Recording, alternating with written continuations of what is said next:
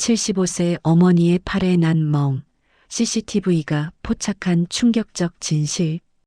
이 이야기는 실화를 바탕으로 재구성되었습니다. 구독과 좋아요는 사랑입니다. 새벽 5시 박선희는 눈을 떴습니다. 창밖은 아직 어둡습니다. 손가락 마디가 굳어 침대 모서리를 짚고 일어서는 데만 10분이 걸렸습니다. 부엌으로 향하는 복도는 좁습니다. 선희는 벽을 짚으며 천천히 걸었습니다. 발바닥이 차가운 장판에 닿을 때마다 뼈가 욱신거렸습니다. 냉장고 문을 열었습니다. 김치통 하나, 된장 한 통, 시든 파 몇 뿌리. 그게 전부입니다. 선희는 물을 끓이며 달력을 보았습니다. 연금 입금일까지 나흘. 지갑에 남은 돈은 13,000원입니다. 선희는 올해 75입니다. 10년 전까지만 해도 시장 골목에서 반찬 가게를 운영했습니다. 새벽같이 일어나 콩나물을 데치고 물을 썰었습니다. 손님들이 사장님 손맛이 최고예요 하면 뿌듯했습니다. 그때는 허리도 괜찮았습니다. 무릎도 아프지 않았습니다. 남편이 세상을 떠난 건 15년 전입니다. 갑작스러운 심장마비였습니다. 장례식장에서 선희는 눈물도 제대로 흘리지 못했습니다. 두 아이를 키워야 한다는 생각뿐이었습니다. 장남 도윤은 고등학생, 딸 다정은 중학생이었습니다. 반찬 가게 수입으로 아이들을 대학까지 보냈습니다. 명절에도 가게 문을 열었고 밤낮 없이 일했습니다. 도윤이 졸업하고 취직했을 때 선희는 비로소 한숨을 돌렸습니다. 하지만 도윤의 직장 생활은 순탄치 않았습니다. 잦은 이직, 늘어나는 빚. 35이 되자 그는 아예 집으로 돌아왔습니다. 엄마, 나 좀 여기서 정리하고 나갈게. 한 달이 석 달이 되었습니다. 석 달이 3년이 되었습니다. 이제 그는 40입니다. 선희는 75세입니다. 반찬 가게는 관절염 때문에 접었습니다.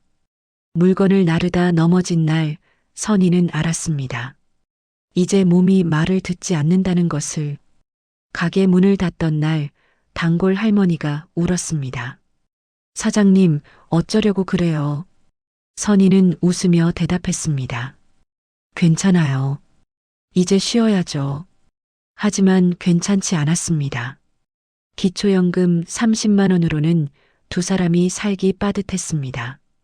도윤은 알바를 한다고 했지만 돈을 벌어오는 날보다 달라는 날이 많았습니다. 오전 10시 현관문이 열렸습니다.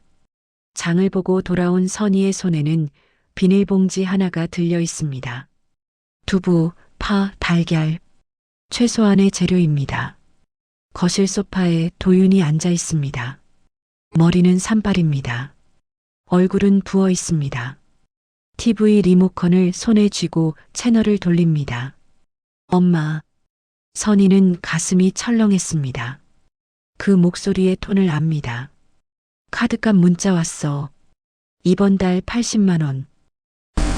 알았다. 엄마가 해결해줘야지. 내가 뭘로 내? 선희는 대답하지 않았습니다. 부엌으로 들어가 두부를 꺼냈습니다. 손이 떨립니다. 오후 4시 딸 다정이 들렀습니다. 그녀는 선희의 어깨를 보았습니다. 예전보다 더 움츠러들어 있습니다. 눈빛은 불안합니다. 말투는 지나치게 조심스럽습니다. 엄마, 괜찮아? 응, 괜찮아. 하지만 다정은 알았습니다. 이 집안에 무언가 잘못되고 있다는 것을. 공기가 무겁습니다. 침묵이 날카롭습니다. 현관을 나서며 다정은 뒤를 돌아보았습니다. 작은 아파트 창문 너머로 어머니의 뒷모습이 보였습니다. 그 등은 너무 작았습니다. 너무 외로워 보였습니다. 겨울이 깊어지고 있었습니다. 집안은 이미 얼어붙어 있었습니다. 카드값은 결국 선희가 냈습니다. 연금 통장에서 80만 원을 빼냈습니다. 남은 돈은 15만 원입니다. 한 달을 버티기엔 턱없이 부족합니다. 도윤은 고맙다는 말도 없이 방으로 들어갔습니다. 문 닫는 소리가 컸습니다. 선희는 통장을 보며 한참을 멍하니 앉아 있었습니다. 그날 저녁 국은 맹물에 가까웠습니다. 건더기라곤 두부 몇 조각뿐입니다. 도윤은 숟가락을 내려놓았습니다. 이게 밥이야? 미안하다. 매일 이 모양이잖아. 엄마는 대체 뭘 하는 거야? 선희는 대답하지 못했습니다. 목구멍이 막혔습니다. 다음 날 아침 선희는 동사무소에 갔습니다. 추가 지원을 받을 수 있는지 물어보기 위해서였습니다. 복지 담당 공무원은 친절했습니다. 어르신, 현재 받고 계신 기초연금이 최대치십니다. 다른 지원은 자녀분 소득이 걸려서 어렵습니다. 아들이 일을 안 하는데요. 신고된 소득이 없으시면 그건 증명이 어렵습니다. 선희는 고개를 숙였습니다. 무릎을 짚고 일어서는데 한참이 걸렸습니다. 공무원이 부축했습니다. 괜찮으세요? 네, 괜찮습니다. 하지만 괜찮지 않았습니다. 돌아오는 길 계단을 내려가다 발을 헛디뎠습니다.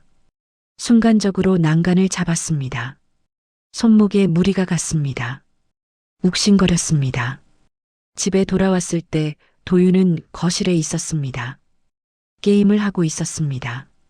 선희는 조용히 부엌으로 갔습니다. 손목을 움직일 때마다 아팠습니다. 엄마, 물. 선희는 손목을 감싸며 물을 따랐습니다. 컵을 들다가 손에서 미끄러졌습니다. 물이 바닥에 쏟아졌습니다. 아, 진짜. 도윤이 벌떡 일어났습니다. 제대로 하는 게 뭐가 있어? 매일 이 모양이야. 미안하다, 손목이 좀. 손목? 그럼 병원을 가든가. 맨날 아프다고만 하고. 돈이? 돈 타령 좀 그만해. 도윤의 목소리가 커졌습니다. 선희는 움츠러들었습니다. 그는 헛웃음을 치며 방으로 들어갔습니다. 문 닫는 소리가 집을 울렸습니다. 선희는 무릎을 꿇고 바닥을 닦았습니다. 손목이 아팠지만 참았습니다. 눈물이 났지만 닦아냈습니다. 사흘 후 다정이 찾아왔습니다. 선희는 반가우면서도 긴장했습니다. 딸 앞에서는 아무렇지 않은 척해야 했습니다. 엄마, 뭐 필요한 거 없어? 없어, 다 있다. 다정은 선희의 손을 잡았습니다. 그때 손목에 멍이 보였습니다. 시퍼렇게 멍이 들어 있었습니다. 엄마, 이거. 아, 그냥 문에 부딪혔어. 문에 부딪혀서 이렇게 돼? 나이가 드니까 자꾸 멍이 들더라. 다정은 입술을 깨물었습니다. 어머니의 눈빛이 불안합니다. 말투가 지나치게 빠릅니다. 거짓말을 하고 있다는 걸 알 수 있었습니다. 오빠는 방에 있다. 요즘 일은? 잘 모르겠구나. 침묵이 흘렀습니다. 다정은 어머니의 손목을 조심스럽게 만졌습니다. 선희는 손을 빼려 했습니다. 엄마, 솔직하게 말해줘. 오빠가 그런 거야? 아니다. 정말 아니야. 그럼 이 멍은 뭔데? 선희는 대답하지 못했습니다. 시선이 바닥으로 떨어졌습니다. 어깨가 떨렸습니다. 다정은 알았습니다. 어머니가 무언가를 숨기고 있다는 것을, 두려워하고 있다는 것을. 다정이 돌아간 뒤 선희는 손목을 바라보았습니다. 멍은 점점 번지고 있었습니다. 아팠습니다. 마음이 더 아팠습니다. 도윤의 방에서 물건 부딪히는 소리가 들렸습니다. 욕설이 새어나왔습니다. 선희는 숨을 죽였습니다. 이대로는 안 됩니다. 하지만 어떻게 해야 할지 몰랐습니다. 경찰을 부를 수도 없습니다. 아들입니다. 자식입니다. 밤이 깊어졌습니다. 선희는 잠을 이루지 못했습니다. 손목을 감싼 채 천장을 바라보았습니다. 그때 휴대폰이 울렸습니다. 다정이었습니다. 엄마, 나 내일 다시 갈게. 꼭 있어. 그래. 전화를 끊고 선희는 생각했습니다. 딸이 무엇을 하려는 걸까? 불안했습니다. 동시에 작은 안도감도 들었습니다. 누군가 알아주었습니다. 누군가 걱정해주고 있습니다. 그 작은 위안이 선희를 그날 밤 버티게 했습니다. 다음 날 오후 다정이 작은 가방을 들고 왔습니다. 선희는 차를 끓이며 딸의 표정을 살폈습니다. 평소와 달랐습니다. 단단했습니다. 엄마, 나 엄마한테 해야 할 말이 있어. 뭔데?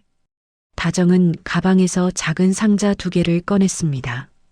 카메라였습니다. 손바닥만 한 크기였습니다. 이거 거실이랑 부엌에 설치할 거야. 선희의 손이 멈췄습니다. 찻잔을 쥔 손이 떨렸습니다. 왜 그런 걸? 엄마를 지키려고. 아니다. 그럴 필요 없어. 필요해, 엄마. 다정의 목소리에 힘이 실렸습니다. 선희는 고개를 저었습니다. 하지만 말이 나오지 않았습니다. 엄마, 나도 알아. 오빠가 요즘 어떤지. 다정아. 손목 멍만 봐도 알 수 있어. 그게 문에 부딪혀서 생긴 거 아니잖아. 선희는 입술을 깨물었습니다. 눈물이 고였습니다. 그래도 이건 너무 심한 거 아니니? 이게 심한 게 아니라 지금 상황이 심한 거야. 다정은 어머니의 손을 잡았습니다. 거칠어진 손입니다. 평생 일만 한 손입니다. 엄마가 참는다고 해결되는 게 아니야. 증거가 있어야 엄마를 도울 수 있어. 하지만 도윤이는 오빠도 이게 기록으로 남으면 정신 차릴 거야. 아니면 적어도 엄마는 안전해질 수 있어. 선희는 한참을 침묵했습니다.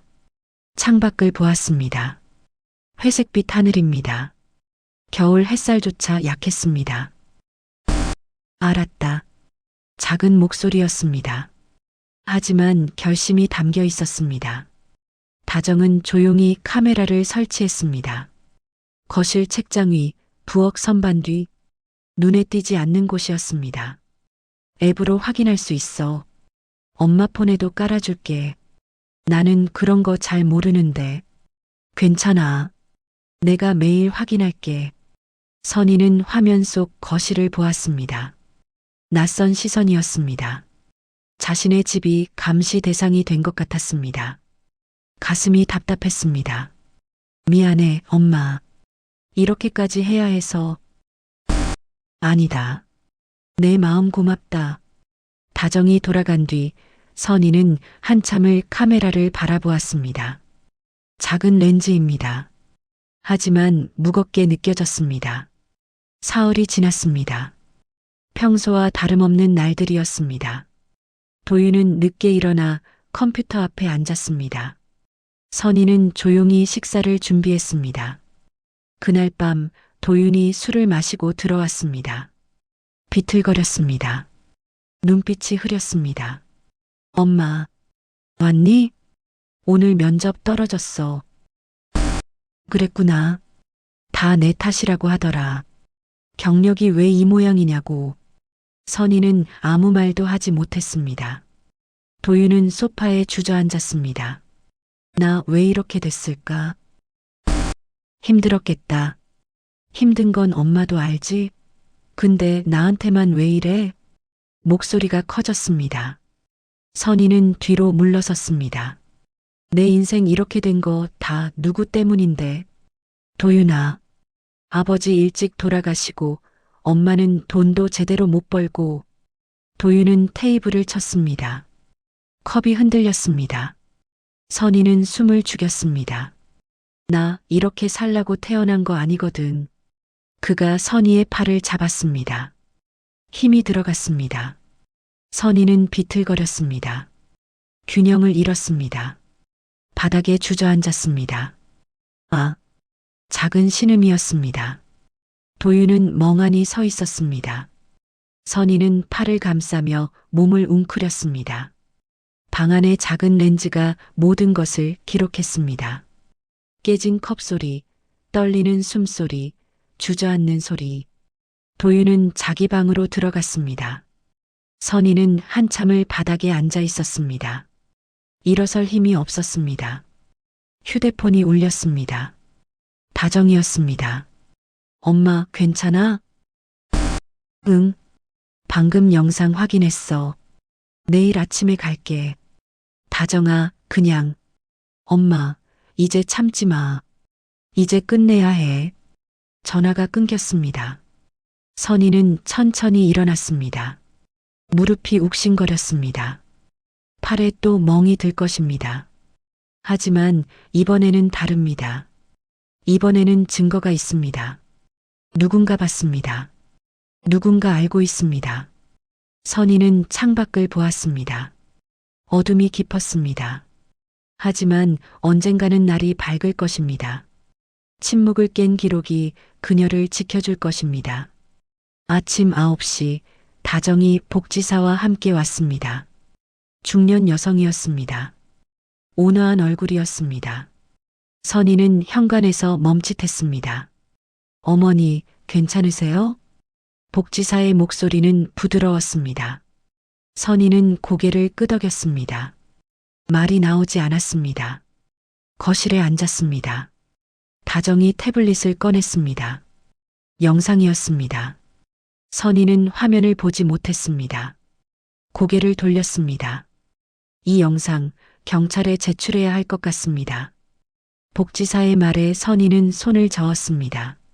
아니에요. 그건 엄마. 다정이 어머니의 손을 잡았습니다. 이대로 두면 안 돼. 엄마도 알잖아. 선희의 눈에 눈물이 맺혔습니다. 하지만 말리지 못했습니다. 오후 2시 경찰이 왔습니다. 젊은 남자 경찰 둘이었습니다. 도윤은 방에서 나왔습니다. 부스스한 머리였습니다. 뭔데요? 박도윤 씨 맞으십니까? 네, 근데. 경찰은 태블릿을 보여주었습니다. 도윤의 얼굴이 굳었습니다. 화면 속에는 그가 있었습니다. 어머니를 밀치는 그가 있었습니다. 이게 뭡니까? 본인 맞으시죠? 도윤은 화면을 응시했습니다. 손이 떨렸습니다. 입술이 파랗게 질렸습니다. 저게 제가 한 겁니까? 목소리가 갈라졌습니다. 선희는 벽에 기댄 채 서 있었습니다. 바라볼 수가 없었습니다. 어머니께서 고소 의사가 없으시다면 일단 분리 조치만 취하겠습니다. 경찰의 말에 도윤이 고개를 들었습니다. 분리요? 보호 조치입니다. 어머니를 안전한 곳으로 모셔가야 합니다. 잠깐만요. 제가 사과하면 안 됩니까? 엄마, 내가 잘못했어. 진짜 미안해. 도윤이 선희에게 다가갔습니다. 선희는 뒤로 물러섰습니다. 본능적이었습니다. 그 움직임에 도윤은 멈췄습니다. 어머니가 자신을 두려워한다는 것을 알았습니다. 엄마. 도윤은 주저앉았습니다. 바닥에 무릎을 꿇었습니다. 얼굴을 감쌌습니다.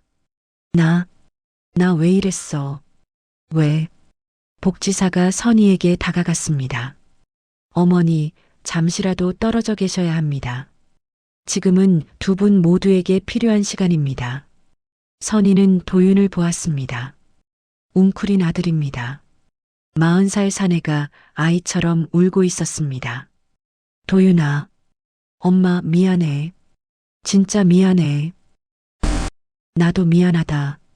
선희의 목소리는 떨렸습니다. 다정이 어머니를 부축했습니다. 엄마 가자. 잠깐만. 선희는 방으로 갔습니다. 옷 몇 벌을 꺼냈습니다. 낡은 가방에 넣었습니다. 손이 떨려 지퍼가 잘 닫히지 않았습니다. 거울에 비친 자신을 보았습니다. 늙었습니다. 많이 늙었습니다. 주름진 얼굴입니다. 지친 눈입니다. 이게 맞는 걸까요? 질문이 떠올랐습니다. 하지만 대답은 없었습니다. 현관을 나서는 순간 도윤이 불렀습니다. 엄마. 선희는 멈췄습니다. 돌아보지 않았습니다. 엄마 나 어떻게 하면 돼? 긴 침묵이었습니다. 선희는 천천히 입을 열었습니다. 너도 쉬어야 할 것 같구나. 엄마도 좀 쉬고 싶다. 미안하다. 선희는 계단을 내려갔습니다. 다정이 팔을 잡아주었습니다. 복지사가 길을 안내했습니다. 차에 올랐습니다. 뒤를 돌아보니 아파트 창문이 보였습니다. 작은 창문입니다. 15년을 산 집입니다. 도윤이 창가에 서 있었습니다. 손을 들었습니다. 선희는 고개를 돌렸습니다. 차가 출발했습니다. 익숙한 골목이 멀어졌습니다. 단골 반찬 가게, 동사무소, 경로당 모두 지나쳤습니다. 선희는 창밖을 보았습니다. 겨울 하늘이 넓었습니다. 회색이었지만 답답하지 않았습니다. 어머니, 괜찮으세요? 복지사가 물었습니다. 모르겠습니다. 솔직한 대답이었습니다. 괜찮은지 아닌지 알 수 없었습니다. 슬픈지 홀가분한지도 몰랐습니다. 다만 한 가지는 확실했습니다. 더 이상 참지 않아도 된다는 것, 더 이상 두려워하지 않아도 된다는 것, 그것만으로도 충분했습니다. 차는 시내를 벗어났습니다. 선희는 눈을 감았습니다. 오랜만에 깊은 숨을 쉬었습니다. 무너진 것은 집이 아니었습니다. 무너진 것은 오랜 침묵이었습니다. 경기도 외곽의 작은 마을이었습니다. 언덕 위에 놓인 쉼터가 있었습니다. 선희는 2층 작은 방에 짐을 풀었습니다. 창밖으로 텃밭이 보였습니다. 파릇한 상추입니다. 아직 작았습니다. 하지만 자라고 있었습니다. 한 달이 지났습니다. 선희는 매일 아침 일찍 일어났습니다. 무릎은 여전히 아팠습니다. 손목의 멍은 거의 사라졌습니다. 텃밭 일을 거들었습니다. 흙을 만지니 마음이 편했습니다. 오래전 기억이 났습니다. 시골 친정집, 어머니와 함께 심던 배추. 어머님, 손재주가 좋으시네요. 젊은 사회복지사가 말했습니다. 선희는 수줍게 웃었습니다. 경로당에서 요리 수업이 열렸습니다. 선희가 강사였습니다. 반찬 만드는 법을 가르쳤습니다. 간이 딱 맞아요. 이 무침 비법이 뭐예요? 할머니들이 물었습니다. 선희는 차근차근 설명했습니다. 오래 묵힌 실력이었습니다. 수업이 끝나면 함께 차를 마셨습니다. 옛날 이야기를 나눴습니다. 누군가의 딸이었던 시절, 누군가의 엄마였던 시절, 우리도 참 열심히 살았지. 한 할머니가 말했습니다. 선희는 고개를 끄덕였습니다. 그랬어요. 정말 열심히 살았어요. 처음으로 인정하는 말이었습니다. 자신의 삶을 인정하는 말이었습니다. 석 달째 되던 날, 다정이 찾아왔습니다. 함께 온 사람이 있었습니다. 도윤이었습니다. 선희는 놀랐습니다. 가슴이 두근거렸습니다. 도윤은 많이 말랐습니다. 머리를 깎았습니다. 인상이 달라 보였습니다. 엄마, 왔니? 셋은 마을 뒷산을 걸었습니다. 한참을 말없이 걸었습니다. 도윤이 먼저 입을 열었습니다. 엄마, 상담받고 있어. 그래. 약도 먹고 아르바이트도 시작했어.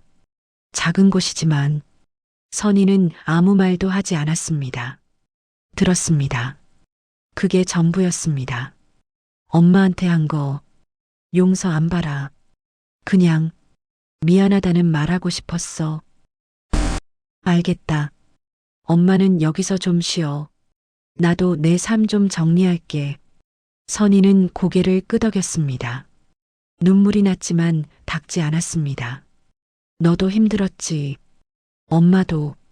이제 우리 조금 멀리서 서로 보는 게 맞는 것 같다. 응. 짧은 대화였습니다. 하지만 충분했습니다.